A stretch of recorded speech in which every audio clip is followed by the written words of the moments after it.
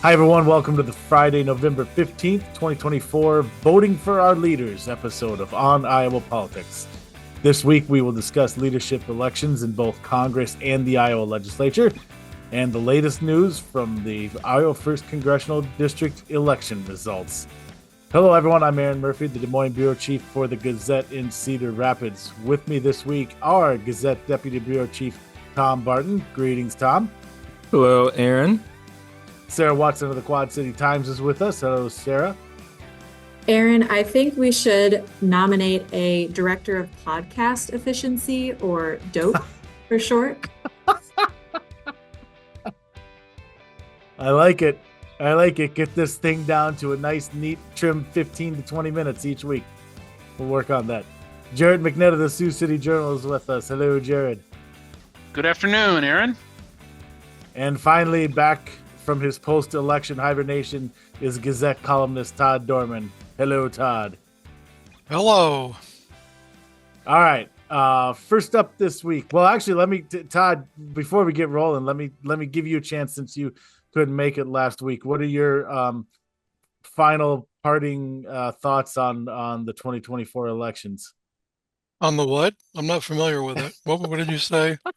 2024 elections. Rings a bell. Yeah, I think Trump and the Republicans won a bunch and the Democrats lost. And I think the Democrats lost because, well, just pick any reason. I've heard every one of them. The blame game is very, very large this time around. It's its own cottage industry right now. Yeah. And I don't want to believe any of it. I think the blame, I think, what's to blame is that the Democrats got less votes. I mean, it seems pretty obvious to me. They didn't score as many runs as the other team. As usual, it's the electorate's fault. So there you go. And they're now getting the government, the rogues gallery, if you will, that they so richly deserve and voted for. Yeah, that's going to be interesting, to say the least. We're sitting here on Thursday afternoon, as always, recording, and the news about our potential new Health and Human Services Secretary is just breaking. So and there will probably be like three more before we finish. The way it's been going all week. That's true. What is the breaking news, Erin? Who was picked? RFK Jr. as many speculated. Right. Yeah, yes. Yeah. He's going to go crazy. He's going to go crazy on health. Yeah. From what I hear. So, it's been a good run. Life expectancy rose quite a bit over the years, but we could stand a reality check. All right. Well, let's get into, there's some results that aren't quite resolved yet. First up this week, we're going to get into those leadership elections later, but let's start with the latest from Eastern Iowa's 1st Congressional District. It was another close one, not 6 votes close like 2020, but close nonetheless. After counties completed their canvass of the election results this week, the unofficial margin stands at 801 votes out of more than 414,000 cast. That's a margin of victory of 0.2%, or 0.02%. I wrote that wrong, right? No, that'd be right. No, I had it right the first time. Anyways, very, very small. See, the joke about journalists and math is so true. It's a cliche for a reason. And as I said, we're recording Thursday. We got some news Thursday morning about what's coming next. Tom, you reported that story for us today. Take it away. What's going on? Yeah, so for the second time in 3 elections, Iowa Republican U.S. Representative Marionette Miller Meeks' narrow victory is going to go through a recount. So Democratic candidate Christina Bohannon, her campaign announced this morning that she will ask for a recount in the tight race in Southeast Iowa's 1st Congressional District. As you mentioned, Miller Meeks leads the Iowa City Democrat by roughly 800 votes out of about 414,000 votes counted in that race, according to partially reported canvass results. As you said, that's about 0.2% ahead of Christina Bohannon. As we've reported or discussed, I think previously on the podcast, Marionette Miller Meeks has declared victory and has moved forward this week, confident that she will be successful in her bid for re-election to a third term. The Associated Press has still not called the race, and results have not been finalized, but in a letter that she sent to House Republican colleagues earlier this week announcing her candidacy for a spot in House GOP leadership as House Republican Conference Secretary, Marionette Miller Meeks said that she has no doubt that her election will be certified and that she will be victorious by more than 6 votes this time. Alan Ostergren, an attorney for Miller Meeks' campaign, put out a statement earlier today calling the margin of victory insurmountable and accused Christina Bohannon of needlessly costing taxpayers money on a district-wide recount. Bohannon's campaign manager put out a statement this morning saying that the vote count has resulted in a razor-thin margin and that recount is to be expected in such a close race. The statement goes on to say that to be, absolutely certain that every voter is heard, the Bohannon campaign will request a recount in all 20 counties that comprise the 1st Congressional District in southeast Iowa. The statement goes on to say that the campaign and Christina Bohannon has full trust in the process and will accept the results regardless of the outcome, and that all Iowans should feel confident that at the conclusion of this precinct-level recount process, that every lawful vote will be counted and reported accurately. So under Iowa law, Christina Bohannon has until 5 p.m. Monday to request recounts in all 20 counties that make up that district, which includes Iowa City, Davenport, and rural southeast Iowa. I spoke last week to Derek Muller, a nationally recognized election law scholar at the University of Notre Dame. He was formerly a University of Iowa law professor. Again, election law scholar, who followed the recount process back in 2020 when it was a open race and Marionette Miller Meeks was running against Democratic challenger Rita Hart, and said that, the possibility of a recount changing the outcome in this race of Christina Bohannon and her campaign finding, I guess, enough outstanding votes, to swing to swing the outcome when you have a roughly 800 vote margin is slim to none. The 2020 race narrowed from a 282 vote lead for Marionette Miller Meeks based off of unofficial results before you had a district-wide recount. So it narrowed from 282 votes down to 47 votes after late arriving mail-in absentee and provisional ballots were counted, and precinct reporting errors were corrected in Jasper and Lucas counties, and then that eventually narrowed to that final 6-vote margin. So, the likelihood that Christina Bohannon is going to be able to pick up enough votes in a recount, to overcome a 800 vote lead seems extremely unlikely. Also, in 2020, there was a never resolved 131 ballot discrepancy between a recount board's tabulation of the absentee ballots received by the Scott County auditor and those included in the county's certified canvass of election results after Election Day. So, absent known precinct reporting errors and absent, any kind of tabulation error, it seems unlikely that that you're going to be able to, swing the outcome or, overcome that triple-digit lead that Marionette Miller Meeks has as of now. Yeah, and we touched on this a little bit on last week's podcast too, and we talked about it then. And you cited Mr. Muller, who's an excellent source on these topics. But even from our collective experiences, we've covered elections where there's been recounts, and again, this is a repeat for folks who listened last week, but in case you didn't, these things move by a dozen, maybe a couple dozen votes, for a margin to change by 800. Even with that many votes cast is just seems incredibly unlikely. And that's not, by the way, a comment on whether or not Bohannon campaign should ask for a recount. It's pretty easy for me to understand the motivation behind that, given everything that goes into these campaigns, and that is ultimately, as we talked about, a very slim percentage, of the votes cast. So I get that, and it's a process that's laid out in state law, and it'll be completed before the statewide canvass. But if you're talking about what's going to happen, we have a lot of history that suggests it's not going to move the needle.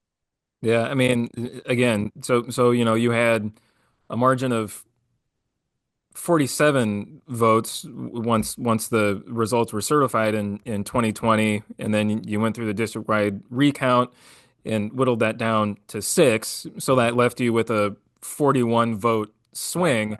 And the bulk of that change, 26 of the 41 votes, was likely attributed to again a tabulation error during the recount in Scott County. Yeah. Yep. Tom, not to put you on the spot, but have you seen AP saying why they haven't called that one? Yeah, AP hasn't called it because the margin is so close that it was likely to go to a recount. Mm-hmm. And so because of that, that's why they've not called the race. So then once the recount gets done with, then they would call it, I would assume. That's my understanding. I haven't checked in the last couple of hours, but as of this morning, the Associated Press had not called the race, and I think that the story that they reported, that they put out about Bohannon requesting the recount, I think it specifically said that the AP has not called the race because the margin is so close that it looked like it was headed to a recount. There you go. Yep. And by the way, if y'all listeners heard a little hint, a little tinge of just something in Tom's voice there as he introduced that section, it's because he still has the scars of that 2020 recount and covering that, which, I mean, knock on wood, I should know better than to say this out loud, but it doesn't seem like this one will end up being like that one. That one went beyond the state canvass, and for a brief time, Rita Hart considered challenging the results with the U.S. House, and that took forever. When was the final button pinned on that story, Tom? Do you remember? It was January, right? So I'm trying to remember. I think Rita Hart dropped her challenge in the U.S. House it was sometime in the spring. I think it was. Oh my gosh, even more later I think it was. than I thought. I think it was in April. It may have been in May. Holy moly! Oh man. But yeah, I mean, again, as I mentioned, Christina Bohannon's campaign put out a statement saying that they'll accept the results regardless of the outcome, and the likelihood that she's going to challenge us to the U.S. House, which Republicans are projected to control, or at least I guess they will control. Right? They've picked up enough seats to hold on to their majority in the House that the likelihood of a Democrat of her prevailing in any kind of election challenge in the House is 0. Right. Yeah. I checked and it was March 31st in wow 2021. Well, I was off. Wow. No, well, you were close enough. You can take that one, Tom. You can take that one. It felt like May. It did feel like May. Yeah. All right. We got to put a pin in another story angle on this first district election. Earlier this week, we got some closure on another topic that was broached during the campaign, Marionette Miller Meeks' residence, and there was a challenge here to her voting. Sarah, tell us what happened on that front this week.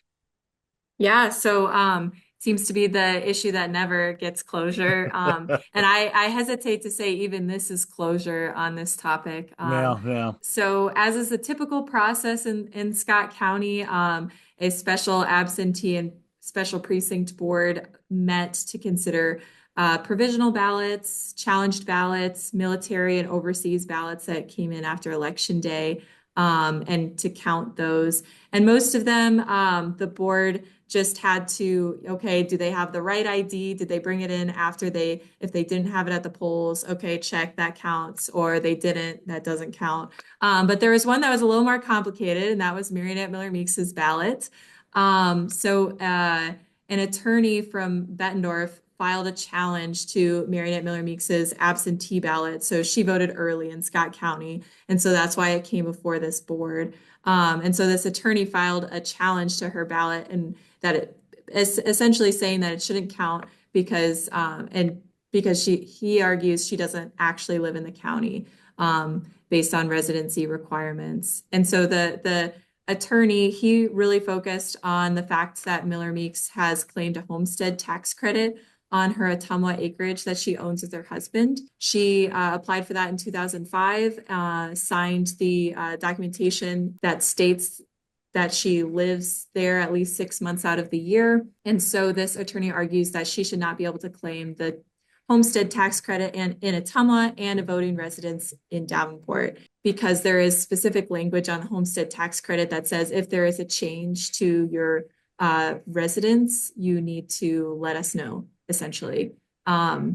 And so that had not been revoked or amended in the years since, and was applied to her husband and her taxes in Wapello County for the most recent tax year. Then Representative Miller Meeks's attorney, Mr. Ostergren, he wrote in response that she is entitled to claim a homestead tax credit because her husband still lives there, and that it is not a that it's not a valid challenge to a person's voting residency. And so the 3-member board ended up deciding that they would accept Miller Meeks's ballot. And in explaining the decision, one of the election workers said that she has an active voter status in Scott County, and that the law provides that that a voter doesn't lose their residence if they temporarily reside somewhere else. So they seem to say they both accepted that the homestead tax credit application says that Miller Meeks lives in Ottumwa for 6 months out of the year, and she has an active voter status in Scott County, and so her vote should count. So they did count her ballot, and the attorney, talking with him after this, he said he's probably going to file a challenge to her residency, specifically her registration. In Scott County.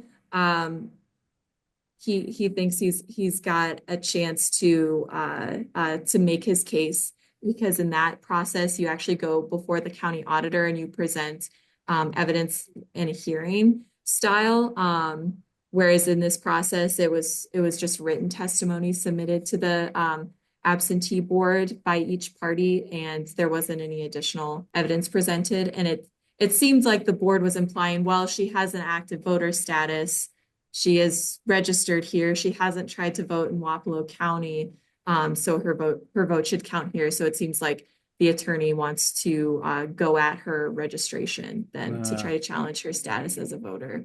So there you go. That's why you say it's not necessarily the last word on this. Yeah. All right. And where are we on that whole branding thing? Because that was such an important issue a couple weeks ago. Is that still being adjudicated? Do we know?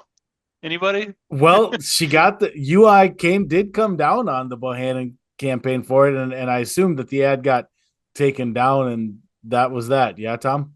General counsel for the University of Iowa sent essentially a cease and desist letter to the Bohannon campaign, and they responded saying that they were already planning on taking it down as part of their planned immediate ad buys right before the election. I can't remember when the ad came down, but I mean, with the election over and campaign's not airing anything anymore, I think it's a moot point. Now we've got all these loose ends tied up. It's nice. I haven't seen any exit polling yet to see whether that issue swayed voters in the first district. Maybe that was an 800 vote difference right there. People really into patent and copyright issues Right. were coming out in droves. Is more likely that she'd lose 800 Iowa State voters just by wearing a black and gold shirt than it is she would over patent law. Oh goodness. All right. Well, Sarah, I apologize for saying it, but we'll follow up with you when that story continues in future episodes. All right, let's stay in the halls of Congress, but move on to the leadership elections that took place there this week. And there was some Iowa flavor as Iowa Republican U.S. Senator Joni Ernst ran for the number 3 position in the Senate Republican caucus. That title of Republican Conference Chair. Ernst lost that bid to Arkansas U.S. Senator Tom Cotton by a margin that was not close enough to recount. Todd, Ernst's name was also floated by multiple media outlets as a potential Secretary of Defense under President-elect Donald Trump, but that didn't happen either. Where does this leave Joni Ernst in the new Republican majority Senate? Oh, I'm sure she'll have some prominent committee assignments and some of the other trappings of majority power. I wouldn't expect her to be shut out. I mean, Tom Cotton won the election for conference chair, and he had already made a big deal out of the fact that he wasn't going to accept a Trump administration appointment. So I suppose that may be why he was not going to do that, because he had the votes lined up for conference. I think Joni will be okay. I think she'll have plenty of chances. Well, she'll have fewer chances, I guess, to create big visual aids to take on to the floor of the Senate and point out the problems with the administration, because it will be the Trump administration, and she is not famous for criticizing the Trump administration. Maybe she'll still go after those bubble bath bureaucrats that are working from home. That was another big cause. Bubble bath bureaucrats. I love that. Well, what one government employee was taking a bubble bath while in a Zoom meeting, and of course word of it spread, and then they're Right. all just lounging in their spas. So yeah, I think that I don't know that a Trump administration appointment at this point is completely out of the question, but Yeah, I was going to say there still could be something in an appointment. I mean, obviously the top level ones are going, but there's other places she could land. well, they could make her Secretary of Space Force. That would be cool. I don't know what the uniforms look like, but they're, I'm assuming that they're kind of, cool, Star Wars like, maybe like a stormtrooper, something like that. A lot of plastic. But yeah, and she's always mentioned on the short list for VP candidates and all of that. So I think her stature is intact, even though she didn't get the job she necessarily wanted. This is not her star burning out in the Republican national limelight. You don't think? I don't think so. But well, I guess we'll have to wait and see if the star burns out or flashes with brilliance toward new heights of ambition. Erin mentioned the Secretary of Defense thing, and there was a military.com article that was noting that the choice for that, Pete Hegseth, has repeatedly called to ban women from serving in combat roles. And apparently Ernst was asked about that and said, I'm going to have to visit with him about those remarks. Well, that's the other problem for Ernst. She never hosted a Fox News show that Trump could watch. So that was, that's how Hegseth got into the mind of Donald Trump. And cabinet secretaries come from strange places these days. So Yeah. Yeah. I'm going to leave that one alone. All right. There were legislative elections. I'm sorry, leadership elections in another legislative body this week, right here in Iowa. majority Republicans held their leadership elections in both the Iowa House and Senate. There were not necessarily any surprises in either, as Senate Majority Leader Jack Whitver and House Speaker Pat Grassley both were reelected by their colleagues, as were their respective seconds in command, Senate President Amy Sinclair and House Majority Leader Matt Winchell. Probably the most newsworthy thing, honestly, that came out of the day was the update on Jack Whitver's health. Senate Republican press release said that Whitver has been responding well to treatments for his brain tumor, which they said is shrinking. I think the highest level change we had was because of Brad Zahn losing his reelection, and so Senate Republicans had to elect someone new to that post. Which I should have had this in front of me. I believe that's the one that Ken Rosenboom was elected to. Tom appears to be nodding in the affirmative there. I pulled that one out of the deep recesses. Jared, State House Republicans sound emboldened coming off another election where they grew their majorities in both chambers. We're going to dive into this topic more in depth in future episodes as we get closer to the legislative session. But as we sit here now in mid-November, shortly after the election, Jared, what are you hearing Republicans will do with their new, even stronger majorities? Right before the election, we sent out candidate Q&As or had actual sit-down interviews with all the candidates in the competitive races. And the Iowa House District 2 rep, Bob Henderson, when I asked him about what he anticipates for the session, he said he anticipates it'll be cleanup legislation on the legislation that reduced the number of agencies in the state. And he also, with that one, he said you can't reorganize something of that magnitude and get it right all the way. You're talking about the government the executive Yes. branch reorganization law. Yep. Yes. Yep. And then for another cleanup thing he mentioned, he said he suspected that the same would also be true with the AEA bill. So that was what he talked about when we asked him that question.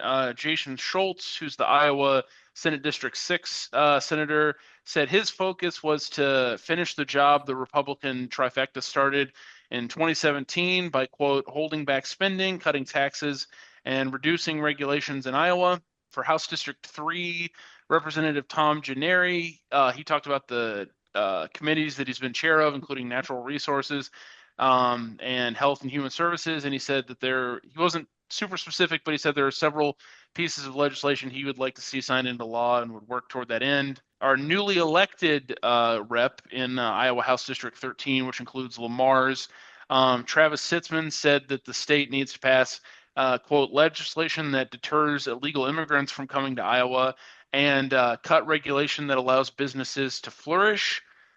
Steve Holt, who's the Iowa House District 12 rep, he also mentioned illegal immigration and cutting taxes, as well as tackling additional property tax reforms. And then Iowa House District 5 rep Zach Deacon, among other things, mentioned abolishing abortion.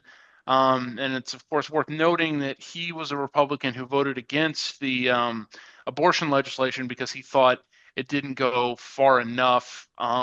I would doubt that gets picked back up now that that's completely into law and that they wouldn't really want to go back and tinker with that anymore. But that was the array of answers that we got. So I guess if you're grouping things, individual taxes, property taxes, and then on the cultural front, immigration.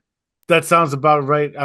The abortion thing will be interesting because I agree with you, and I think more than not, though, we'll be fine with what was passed last year, and then approved earlier this year by the Supreme Court. But to your point about Representative Deacon, there clearly will be those who still want to go further. And I think one of the more interesting things about this session is going to be how much is that, how much of that segment of the caucuses are there, and does that debate, have any steam, any life to it, or does it get kind of squelched by leadership? I think that's one of the more interesting things I'll be watching. And yeah, the tax stuff I think is pretty safe bet.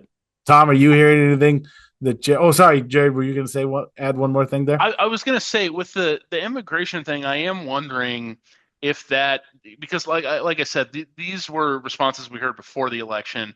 Right. And I do wonder if that might dial back some, since the federal government is going to be going really hard on immigration, and there might now be a reluctance of Republican state governments to tackle it and make it seem like there's some sort of issue with how the federal government is addressing it, if that makes sense. No, that makes perfect sense. That's a good point, Jared, because and that's one of the things they said when they had to pass the law, or when they passed the law last year, was they said the reason we're having to do this is because the federal government is not.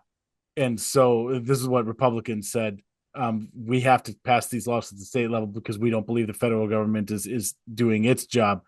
And so now with a different administration that presumably they will feel is taking more appropriate action on immigration, maybe they will say, well, we don't have to do that now because now we have a federal government that is taking that action. And also similarly, leadership can say, hey, we just passed this bill last year on this. Let's let that go to an effect and see how that if plays out before we start passing another bill. Tom, I was going to ask, is there anything else that you've heard that wasn't on the? I mean, those are the big ones that I've been hearing too. I really haven't heard much of anything else. Yeah, a lot of the conversation has been continuing with tax reform, specifically property tax reform, and also looking at further ratcheting down the state's income tax rates. Yep. Sarah, looked like you were gonna add something there. I was just gonna say ditto on the abortion issue in Scott County for Republicans that ran for office here. When they responded to our surveys, they said, I think all of them who are incumbents said that they supported the current abortion law that had been enacted and would like to see more focus on like supporting pregnancy centers or programs that specifically benefit women and children. It'll be interesting to see with the Trump Trump immigration crackdown, what Republicans in Iowa will do if part of that is to raid meatpacking plants and other agricultural facilities, farms. How they'll react to that. I mean, it's all fun and games until your big donors are losing their workforce, and so that might be interesting. And it may also be why we don't see any raids in Iowa, despite the fact that it's fairly common knowledge that there are lots of immigrants, some undocumented, working in the agriculture industry. Yeah, to that, and I forget the name of the individual that's one of President-elect Trump's nominees or incoming officials. They were pointing to a recent interview he'd done where he said one of the first things we got to do is restart the workplace raids. And so that's a good point too, Todd. And obviously we've had some famous examples of those here in Iowa in the past, and might we be looking at more in the future? I mean, depending on how serious they got with some of that, like that would really hollow out Sioux City, considering the amount of folks that are from other places that are working in the plants here. Yep, and we've heard that. I mean, that we've been told this and heard this for years and years now, and that's why you'll obviously often have agriculture and business groups talking about the need for immigration reform, but in a way that kind of does it in presenting a way for people to stay here and get on a path towards citizenship because of that exact reason. So it's going to be interesting for many reasons, many reasons, at both the U.S. Capitol and up here under, as Todd calls it, the Golden Dome of Wisdom. So plenty to talk about in future episodes. We're kind of in that phase now where we'll be phasing ourselves out from the election, and that legislative session be staring us right down the barrel. So stay tuned for future episodes. We'll have plenty to talk about. That's it for this one, though. If you're not already, subscribe to us on your streaming service of choice or on YouTube, where you should also smash that like button. You can also find the On Iowa Politics each and every week on your preferred Gazette or Lee newspaper website. I'm partial to the Gazette.com. I think Jared will tell you all about SiouxCityJournal.com. Sarah really likes quadcitytimes.com. There's a few more out there. Find them wherever you can. I got to shout out Mason City Globe Gazette too, The just Mason out of City Globe Gazette, past loyalty. That's right. Now that you listen to the podcast, make sure you're also subscribed to the On Iowa Politics newsletter, where every morning in your inbox you'll receive all the latest politics and government coverage from our team. You can subscribe to that free newsletter at the Gazette's website, thegazette.com. And as we just started the list, you can find the work of everyone you heard here today on the pages and websites of the Quad City Times, Muscatine Journal, Cedar Rapids Gazette, Waterloo Cedar Falls Courier, Mason City Globe Gazette, Galveston Bluffs Daily Nonpareil, and the Sioux City Journal. For Tom Barton, Sarah Watson, Jared McNett, Todd Dorman, and our producer, Bailey.cichon, I'm Aaron Murphy. Be well, everyone, and be good.